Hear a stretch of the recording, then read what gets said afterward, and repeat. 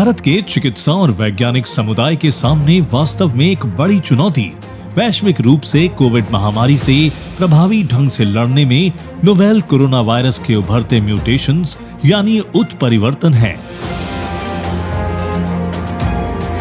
जिस दिन से महामारी शुरू हुई है, इस वायरस में हजारों उत्परिवर्तन हुए हैं और दुनिया के कुछ हिस्सों में इनमें से कुछ उत्परिवर्तन अधिक संक्रामक हो गए हैं। वायरस के इन परिवर्तित रूपों को म्यूटेंट या वेरिएंट भी कहा जाता है। कोरोना वायरस का ये वेरिएंट दुनिया भर में कोविड-19 के केसों में नए उछाल ला रहा है। इसलिए इनके प्रसार को कुशलतापूर्वक जांचने के लिए उनके प्रकार और उत्परिवर्तन को समझना बेहद जरूरी है। विज्ञान से आत्मनिर्भर भारत के इस एपिसोड में हमें इन वायरल म्यूटेशन की बेहतर समझ मिलेगी। हम ये भी देखेंगे कि भारत कैसे वायरल म्यूटेशन को ट्रैक और ट्रेस करने की एक कुशल और प्रभावी प्रणाली बनाने के लिए अनुसंधान प्रयोगशालाओं का एक मजबूत नेटवर्क बना रहा है, जो एक आत्मनिर्भर भारत के निर्माण में विज्ञान का लाभ उठाने की एक महत्वपूर्ण पहल है। हम वायरल जीनोम सीक्वेंसिंग को गहराई से समझेंगे और ये SARS-CoV-2 की पहचान तथा उसका नैदानिक परीक्षण करने में वैज्ञानिकों की मदद कैसे कर रहा है और बीमारी फैलने के प्रबंधन के लिए टीके और अन्य उपकरण विकसित करने में कैसे मददगार है, इन सब की गहन जानकारी लेंगे।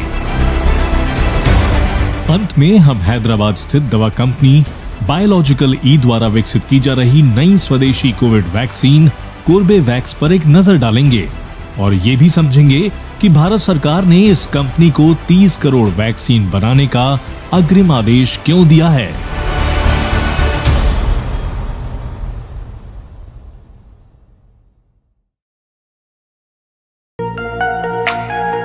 सूक्ष्म जीवों में विषाणु सबसे छोटे होते हैं। वे इतने छोटे होते हैं कि सामान्य सर्दी जुकाम फैलाने वाले 50 करोड़ राइनो वायरस एक पिन की नोक पर फिट हो सकते हैं। वायरस में एक अनूठी विशेषज्ञता होती है। वे सजीव होते हैं और अन्य जीवित जीवों की कोशिकाओं में अपना गुणात्मक विकास कर सकते हैं। जिस कोशिका में वे गुणन करते हैं उसे होस्ट सेल कहा जाता है। ये होस्ट के अंदर प्राकृतिक चयन के माध्यम से विकसित होते हैं। होस्ट के बिना वायरस रसायनों के सिर्फ निष्क्रिय पैकेट भर हैं। एक वायरस डीएनए या आरएनए की आनुवांशिक सामग्री के कोर से बना होता है। ये प्रोटीन से बने एक सुरक्षात्मक आवरण कैप्सिड से घिरा होता है। कभी कभी कैप्सिड भी एक अतिरिक्त कीलनुमा आवरण से घिरा होता है, जिसे एनवेलप कहा जाता है। केवल सबसे बड़े और जटिल वायरस ही उच्चतम रेजोल्यूशन पर लाइट माइक्रोस्कोप से देखे जा सकते हैं। अलग अलग वायरस के वर्गों के अलग अलग आकार होते हैं। कुछ वायरस इलेक्ट्रॉन माइक्रोस्कोप के नीचे गोलाकार दिखते हैं, लेकिन उनके सटीक आकार में कई त्रिकोणीय आकार होते हैं। कुछ वायरस रॉड के आकार के भी होते हैं।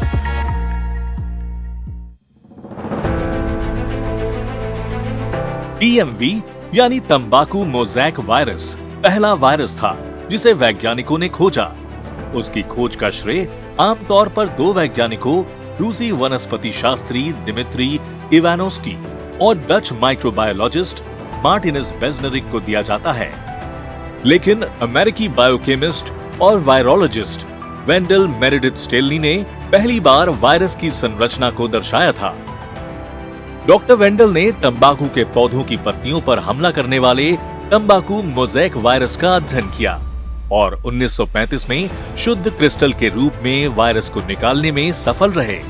वह ये दिखाने में भी सक्षम थे कि तंबाकू मोज़ैक वायरस प्रोटीन और आरएनए यानी राइबो न्यूक्लिक एसिड से बना होता है। इस तरह उस समय पहली बार इंसान ने ज्ञात वायरस की आणविक संरचना का भी पता लगाया था। इस योगदान के लिए उन्हें 1946 में रसायन विज्ञान के नोबेल पुरस्कार से सम्मानित किया गया। वायरस लंबे समय से दुनिया भर में कई महामारियों को फैलाते रहे हैं और इस समय की कोविड-19 महामारी की तरह उन्होंने अतीत में भी लोगों की जान ली है। उदाहरण के लिए H3N2 इन्फ्लुएंजा वायरस ने 1968 से 1969 के दौरान हांगकांग में फ्लू महामारी फैलाई थी, जिसने दुनिया भर में लगभग 10 लाख लोगों की जान ले ली। 1957 का एशियन फ्लू एक एवियन इन्फ्लुएंजा वायरस के कारण फैला और इससे लगभग 20 लाख लोगों की मौत हो गई। 1918 के H1N1 वायरस के कारण होने वाला स्पेनिश फ्लू इतिहास में सबसे घातक फ्लू के प्रकोपों में से एक था। इसने लगभग 50 करोड़ लोगों को संक्रमित किया और 5 करोड़ से ज्यादा लोगों की जान ले ली। इसी तरह HIV वायरस के कारण HIV एड्स रोग होता है। अफ्रीका में इबोला वायरस के कारण इबोला का प्रकोप हुआ और जीका वायरस रोग जीका वायरस के कारण हुआ था। Virus can be classified into two categories based on the nucleic acid. सामान्य बीमारियों में देखा जाए तो वायरस को न्यूक्लिक एसिड के आधार पर 2 श्रेणियों में वर्गीकृत किया जा सकता है, जो कि डीएनए और आरएनए वायरस की आनुवांशिक सामग्री होती हैं। आरएनए वायरस से ज्यादा गंभीर रोग पैदा होते हैं और हाल ही में देखा भी गया है कि आरएनए वायरस सामान्य बीमारियों का कारण भी बन रहा है। हम सब जानते हैं कि एड्स HIV के कारण होता है, जो एक आरएनए वायरस है। इबोला आरएनए वायरस के कारण होने वाली एक और बीमारी है। आपने सार्स कोव के बारे में भी सुना होगा, जो कि सार्स कोव वायरस के कारण होता है। मेर्स कोरोना वायरस के कारण मर्स नामक बीमारी होती है और हाल ही में हम आरएनए वायरस से होने वाली एक महामारी को देख रहे हैं, जिसे सार्स कोव 2 कहा जाता है। यह एक गंभीर श्वसन बीमारी है जो वास्तव में ऊपरी और निचले श्वसन पथ में होती है। Respiratory illness, which is actually a disease of upper and lower respiratory tract. सजीव जीवों के जीनोम एक से लेकर कई लंबे डीएनए या डीऑक्सी राइबोन्यूक्लिक एसिड अणुओं से बने होते हैं, जबकि वायरल जीनोम डीएनए या आरएनए से बने हो सकते हैं। जिन वायरस के आनुवांशिक पदार्थ या जीनोम आरएनए से बने होते हैं, वो रेट्रोवायरस के रूप में जाने जाते हैं। न्यूक्लिक एसिड के 2 मुख्य वर्ग डीएनए और आरएनए हैं। न्यूक्लिक एसिड प्राकृतिक रूप से पाए जाने वाले रासायनिक यौगिक है, जो कोशिकाओं में मुख्य सूचना वाहक अणुओं के रूप में काम करते हैं। वे किसी जीव में प्रोटीन संश्लेषण की प्रक्रिया में प्रमुख भूमिका निभाते हैं। सजीव दुनिया में उत्परिवर्तन किसी जीव, वायरस या बैक्टीरिया के जीनोम में होने वाले किसी परिवर्तन को दर्शाता है। किसी जीव या वायरस की कोशिका की आनुवांशिक सामग्री या जीनोम में परिवर्तन को उत्परिवर्तन के रूप में भी परिभाषित किया जाता है और इसे कोशिका या वायरस के वंशजों में संरचित किया जा सकता है। उत्परिवर्तन विभिन्न कारणों से हो सकते हैं। वे उच्च ऊर्जा स्रोतों जैसे विकिरण या पर्यावरण में कुछ रसायनों की वजह से हो सकती हैं। वे आनुवांशिक सामग्री की प्रतिकृति बनाने के दौरान अनायास भी हो सकते हैं। उत्परिवर्तन सामान्य तौर पर किसी भी जीव के जीनोम अनुक्रम में होने वाले किसी भी बदलाव के रूप में परिभाषित किया जाता है। इसी तरह वायरस में डीएनए या आरएनए के जीनोम होते हैं और वे वास्तव में होस्ट के बाहर नहीं रह सकते और न ही अपनी प्रतिकृति बना पाते हैं। इसलिए जब वे संक्रमण करते हैं तो वे नकल करना शुरू कर देते हैं और जब वे इस क्रिया को दोहराते हैं तो कुछ एरर होते हैं जो उनके जीनोम में होते हैं और इन्हें प्रचारित किया जाता है। कुछ एरर वास्तव में प्रचारित होती हैं और कुछ नहीं हो पाते। कुछ इसे फायदा देते हैं और कुछ नहीं दे पाते। जैसे कि जब आप अपने मोबाइल फोन में या अपने कंप्यूटर में अलग अलग अक्षरों को टाइप करते हैं तो गलती होने पर आपके पास तुरंत इसमें सुधार करने की क्षमता होती है या बाद में पता चलने पर आप इसे सही कर सकते हैं और इस सुधार करने की काबिलियत आमतौर पर जीव में भी होती है।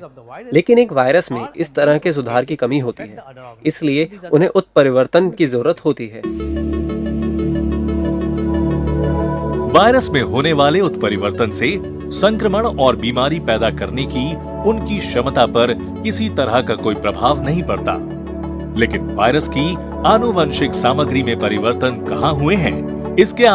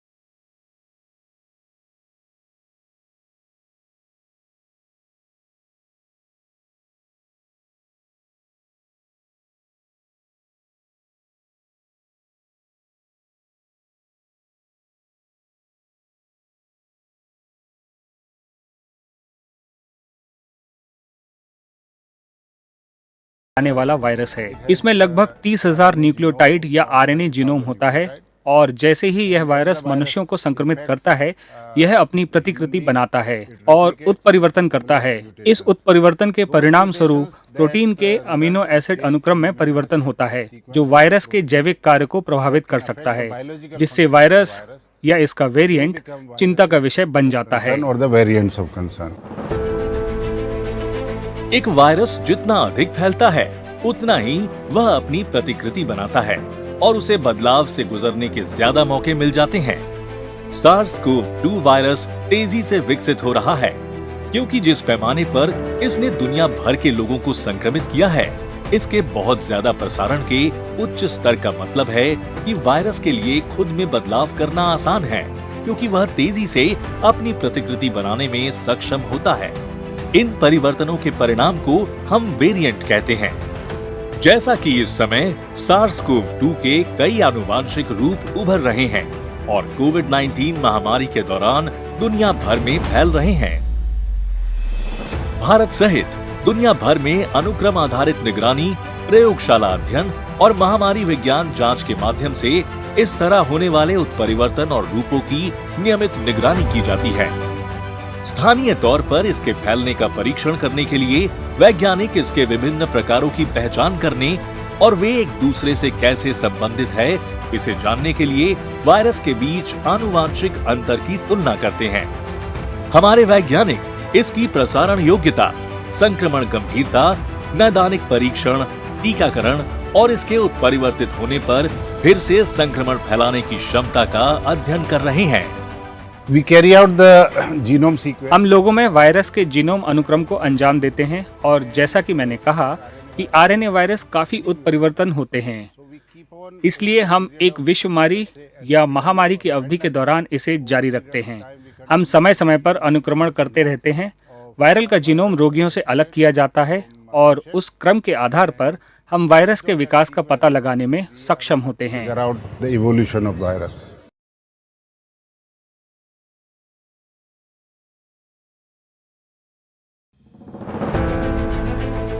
विभिन्न राष्ट्रीय और अंतर्राष्ट्रीय एजेंसियों ने अपनी अपनी वर्गीकरण प्रणाली के अनुसार विभिन्न का नामकरण किया है। उदाहरण के लिए अमेरिकी सरकार के इंटर एजेंसी समूह ने एक वेरिएंट वर्गीकरण योजना विकसित की है, जो SARS-CoV-2 वेरिएंट के 3 वर्गों को उनकी महामारी विज्ञान और जीनोमिक विशेषताओं के आधार पर परिभाषित करती है। इस तरह ऑक्सफोर्ड और एडिनबर्ग विश्वविद्यालयों सहित दुनिया भर के शोधकर्ताओं ने एक सहयोगी नेटवर्क बनाया है, जिसे पैंगो नेटवर्क के नाम से जाना जाता है। ये नेटवर्क SARS-CoV-2 वायरस के विभिन्न वंशों और प्रकार की पहचान और नामकरण करता है। पैंगो SARS-CoV-2 की आनुवांशिक वंशावली का नामकरण करने वाली एक नियम आधारित प्रणाली है। ये उन सभी के लिए एक साझा और सामान्य शब्दावली उपलब्ध कराता है, जो वायरस के संचरण और प्रसारण की चर्चा या जांच करते हैं। वायरस की वंशावली और उसके नाम दुनिया भर के विशेषज्ञों से बनी 2 समितियों की एक टीम द्वारा तय किए जाते हैं, जो वायरस जीनोमिक की जानकारी का विश्लेषण करते हैं और इस बारे में निर्णय लेते हैं कि एक नया वेरिएंट प्रामाणिक है या नहीं। पैंगो नेटवर्क SARS-CoV-2 के संचरण और प्रसार को ट्रैक करने में मदद कर रहा है।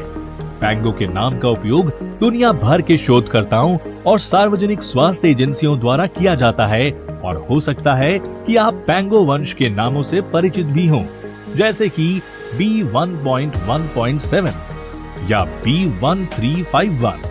पैंगो वंश के नाम से एक वर्ण क्रम के अनुसार उपसर्ग और एक संख्यात्मक प्रत्यय शामिल है। केवल असंवेदनशील केस में वर्ण क्रम के अनुसार उपसर्ग में लैटिन वर्ण होते हैं। विश्व स्वास्थ्य संगठन भी नियमित रूप से SARS-CoV-2 के प्रकारों का आकलन कर रहा है कि क्या इनसे संक्रमण, नैदानिक प्रतिपादन और गंभीरता में परिवर्तन होता है या नहीं, और क्या वे निदान, चिकित्सा विज्ञान और टीकों सहित सार्वजनिक स्वास्थ्य सुविधाओं पर प्रभाव डाल सकते हैं। नोवेल कोरोना वायरस वेरिएंट के नामों के बारे में भ्रम को दूर करने के लिए WHO ने हाल ही में प्रमुख कोविड-19 वेरिएंट की एक नई नामकरण प्रणाली की घोषणा की। इसके सूचक नाम ग्रीक वर्णमाला यानी अल्फा, बीटा, गामा आदि पर आधारित होते हैं, जिससे वे सरल बनते हैं और उन्हें बोलने तथा याद रखने में आसानी होती है। उदाहरण के लिए पहली बार भारत में अक्टूबर 2020 में मिलने वाले SARS-CoV-2 वेरिएंट B.1.617.2 को आधिकारिक तौर पर डेल्टा नाम दिया गया है। इसका मतलब है कि इस वेरिएंट को अब डेल्टा स्ट्रेन के नाम से जाना जाएगा। उम्मीद है कि इस तरह के कदमों से जहां ये सबसे पहले पाए जाते हैं, उस क्षेत्र विशेष के नाम से वेरिएंट के नामकरण करने की कलंक प्रथा भी समाप्त हो जाएगी। चीजों को सरल बनाने के लिए WHO ने ग्रीक अक्षरों के उपयोग में विभिन्न वेरिएंट के नाम रखने का प्रोटोकॉल लागू किया है। ऐसा इसलिए किया गया है क्योंकि जहां ये वायरस पाया जाता है, उस देश के लिए बदनामी से बचने के लिए ये एक महत्वपूर्ण साधन है। ये वेरिएंट कहीं भी मिल सकता है, यानी कहीं भी पहली बार देखा जा सकता है। जैसे डेल्टा वेरिएंट पहली बार भारत में अनुक्रमण विधि द्वारा देखा गया था। यह किसी और जगह भी होगा, लेकिन सबसे पहले इसे भारत में ही देखा गया। इसलिए किसी भी देश के लिए गलत लेबलिंग या बदनामी से बचने के लिए WHO ने इस तरह के ग्रीक अक्षरों का इस्तेमाल शुरू किया है। एक जीनोम या जीव या वायरस के आनुवांशिक निर्देशों का पूरा सेट होता है। प्रत्येक जीनोम में उस जीव या वायरस के निर्माण से जुड़ी सभी आवश्यक जानकारी होती है और ये उसे बढ़ने और विकसित होने देती है। जीनोम के बुनियादी निर्माण खंड DNA या RNA होते हैं, जो इसके बेस से बने जटिल रासायनिक अणु होते हैं। इन DNA या RNA अणुओं में इनके बेस का क्रम ही तय करता है कि किसी विशेष जीनोम की आनुवांशिक जानकारी क्या है। एक वायरस के जीनोम विश्लेषण में उसकी विभिन्न जीनोमिक विशेषताओं की पहचान, माप या तुलना शामिल होती है। इसमें जीनोम सीक्वेंसिंग नामक तकनीक भी होती है। जीनोम अनुकरण में DNA या RNA न्यूक्लियोटाइड के क्रम का आकलन और पता लगाना शामिल होता है। इसे बेस भी कहा जाता है, जो किसी जीव या किसी वायरस के जीनोम के निर्माण खंड है। जीनोम अनुक्रमण में विशाल अनुक्रम डेटा को इकट्ठा करने के लिए स्वचालित DNA अनुक्रमण विधियों और कंप्यूटर सॉफ्टवेयर का उपयोग किया जाता है। अनुक्रम से वैज्ञानिकों को पता चलता है कि किस प्रकार की आनुवांशिक जानकारी किसी विशेष DNA या RNA खंड में होती है। वायरल जीनोम अनुक्रमण कोविड-19 के निदान और कोरोना वायरस के प्रसार और नियंत्रण को समझने में एक महत्वपूर्ण और तेजी से विकसित होने वाला साधन है। जीनोम सीक्वेंसिंग में भारत सहित दुनिया भर के वैज्ञानिकों को SARS-CoV-2 की तेजी से पहचान करने, इसके प्रबंधन के लिए नैदानिक परीक्षण, टीके और अन्य उपकरण विकसित करने में सक्षम बनाया है। इसने वैज्ञानिकों को कोविड रोग के प्रसार और वायरस के विकास पर नजर रखने में भी सक्षम बनाया है। इसके टीकाकरण के लिए भारत में एक नया टीका जारी होने वाला है। इस टीके में कोविड-19 के संक्रमण से निपटने के साथ ही देश में टीकाकरण करने में एक गेम चेंजर बनने की क्षमता है। Sequencing is one of the greatest tools and advanced. अनुक्रमण सबसे बढ़िया साधनों में से एक है। एक उन्नत अनुक्रमण में NGS और संपूर्ण जीनोम अनुक्रमण हमें समय के साथ होने वाले उत्परिवर्तन के बारे में बताता है। और जब इस तरह की स्थिति आती है, जैसा कि SARS-CoV संक्रमण के मामले में हो रहा है, इससे हमारी बड़ी आबादी संक्रमित हो रही है। इसलिए हमारी इस आबादी को विभिन्न स्तरों पर नमूने देने की आवश्यकता है और इन नमूनों से अनुक्रमण के जरिए हमें पता चलता है कि वायरस कितनी तेजी से उत्परिवर्तन कर रहा है और कितने रूपों में उत्परिवर्तित होने की वजह बन रहा है। इसलिए ये टीके के निर्माण और नए हालातों में चिकित्सा के लिए बहुत महत्वपूर्ण है। Designing a new vaccine or new therapeutic for virus. इस वैक्सीन को कोर्बीवैक्स कहा जाता है। इसे हैदराबाद स्थित कंपनी बायोलॉजिकल ई द्वारा स्वदेशी रूप से बनाया जा रहा है। भारत सरकार पहले ही इस कंपनी को 30 करोड़ वैक्सीन का ऑर्डर दे चुकी है। कोर्बीवैक्स भारतीय बाजार में उपलब्ध अन्य टीकों जैसे कोविशील्ड और कोवैक्सीन से अलग है। ये टीका फिलहाल तीसरे चरण के परीक्षणों से गुजर रहा है और इसे मंजूरी मिलने के बाद ये भारत का सबसे सस्ता टीका होगा। कोर्बीवैक्स एक रिकॉम्बिनेंट प्रोटीन सब यूनिट वैक्सीन है, जिसका अर्थ है कि इसे कोरोना वायरस के एक अंश यानी स्पाइक प्रोटीन का उपयोग करके बनाया गया है। स्पाइक प्रोटीन कोरोना वायरस को हमारे शरीर की कोशिकाओं में प्रवेश करने और बीमारी को विकसित करने में सहायक होता है। इसकी खास बात यह है कि जब ये प्रोटीन शरीर को अकेले दिया जाता है तो ये शरीर को कोई नुकसान नहीं पहुंचाता, क्योंकि तब इसमें इसका बाकी वायरस नहीं होता।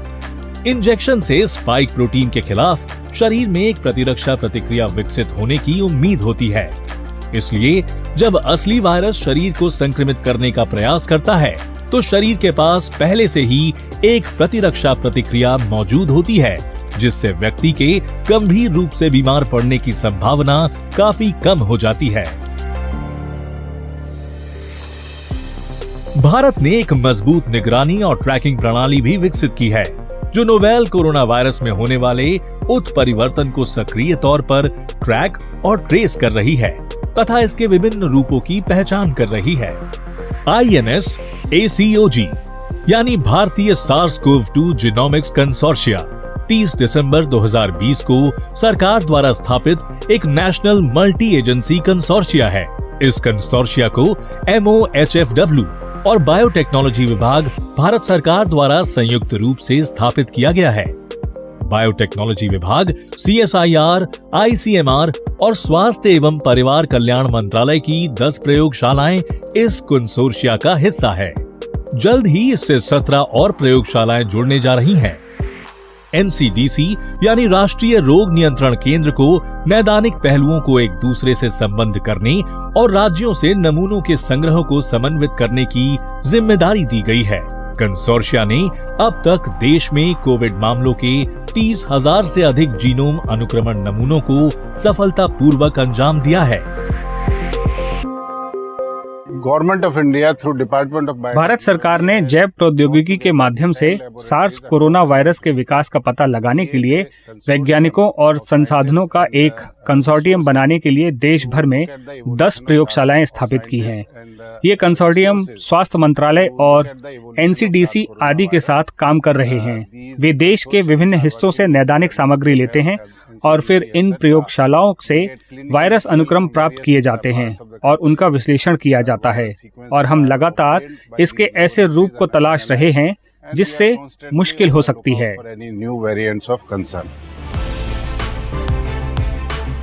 कंसोर्शिया के वैज्ञानिकों ने ये भी पाया है कि डेल्टा संस्करण या SARS-CoV-2 कोरोना वायरस का B.1.617.2 स्ट्रेन अन्य वेरिएंट की तुलना में अधिक संक्रामक है।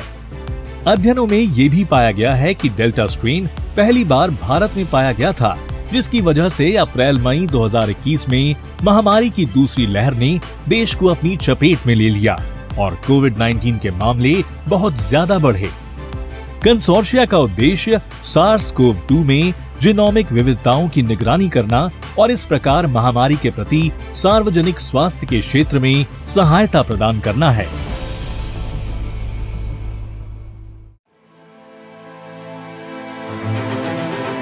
किसी राष्ट्र के लिए आत्मनिर्भरता का उद्देश्य समग्र और सर्वव्यापी है। ये एक समावेशी या बंद का विचार नहीं है, बल्कि ये एक ऐसा विचार है जो एक राष्ट्र को आर्थिक रूप से सशक्त और सामाजिक रूप से मजबूत बनाने में मददगार है। देश के विकास की स्थिति या वैश्विक शक्ति के संदर्भ में दुनिया भर में कोविड महामारी की पीड़ा और बड़े पैमाने पर हुए जीवन के नुकसान ने केंद्रीय स्तर पर बेहतर और अधिक जवाबदेह स्वास्थ्य देखभाल प्रणाली विकसित करने की आवश्यकता पर जोर दिया है। ये केवल ऐसी पहल द्वारा ही हासिल किया जा सकता है जिनसे वैज्ञानिक अनुसंधान और तकनीकी नवाचारों को मजबूती मिले। कोविड वेरिएंट की पहचान करने वाली भारतीय SARS-CoV-2 जीनोमिक्स कंसोर्शिया जैसी पहल के साथ भारत के सूक्ष्मजीव विज्ञानी जीनोमिक्स को समझने में अपनी वैज्ञानिक क्षमता का निर्माण कर रहे हैं। कोर्बीवैक्स जैसे टीके विकसित करने के साथ इस तरह की पहल महामारी जैसी स्वास्थ्य आपातकालीन परिस्थितियों में हमारी सार्वजनिक स्वास्थ्य प्रतिक्रियाओं को मजबूत करेंगी और वास्तव में एक आत्मनिर्भर भारत का निर्माण करने में सहायक होंगी।